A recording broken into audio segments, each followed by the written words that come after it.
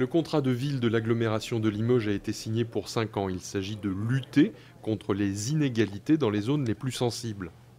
Dans ces quartiers prioritaires, ce sont 24 160 habitants qui sont concernés, c'est-à-dire 18% de la population de la ville de Limoges ou 12% à l'échelle de l'agglomération. Il succède au contrat urbain de cohésion sociale, mais surtout dans sa déclinaison et sa politique volontariste de proximité, il présente des spécificités qui auront indéniablement un intérêt pour les habitants des secteurs ciblés. L'idée, c'est moins de dilution, plus de précision dans les objectifs et les bénéficiaires. C'est aussi plus de responsabilité pour ceux qui agissent. Il ne s'agit pas de faire des actions pour les faire. Il est très intéressant de faire de la lutte contre l'illettrisme ou de l'accompagnement scolaire. Mais ce qui m'intéresse, c'est de savoir quel est le résultat qu'il y a à ces actions. Et par exemple, à côté d'une obligation de moyens, s'ajoute aujourd'hui une obligation de résultat que nous évaluerons ensemble, les élus et l'État.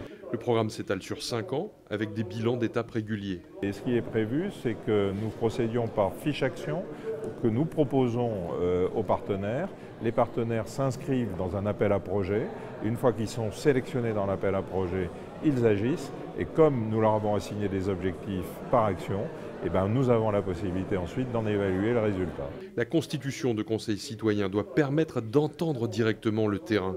Eh bien, ça va remettre l'habitant au cœur de la préoccupation. C'est vrai que le politique a un rôle prépondérant à jouer et on est dans le cadre d'une vision noble de l'action publique. En revanche, toute action se décline au profit dans ce secteur-là d'habitants et il faut donner l'avis aux résidents de ces secteurs de manière à pouvoir être le plus concret possible, le plus pragmatique et éviter des décisions trop hâtives, trop administratives.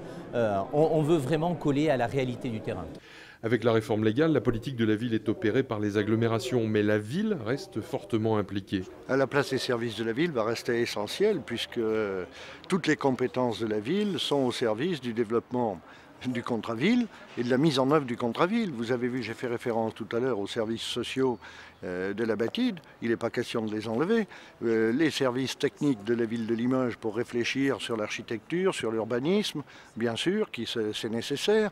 Sur le plan de circulation, ils y participeront avec l'agglomération. L'urbanisme est un levier majeur. La deuxième chose, c'est là l'axe de la collaboration, c'est que il va y avoir une implication plus forte de l'agglomération du fait de ces nouvelles compétences et notamment de la compétence économique. Ça va être à l'agglo. Et puis vous voyez bien aussi que nous avons un rôle. Quand nous allons lancer les travaux, les grands chantiers, nous allons le faire avec l'agglo et c'est signé avec l'agglo. Mais en même temps, nous veillerons à ce que l'emploi sur place, cette fameuse charte, soit appliquée. C'est-à-dire qu'il y ait des gens des quartiers qui travaillent dans la rénovation globale du quartier.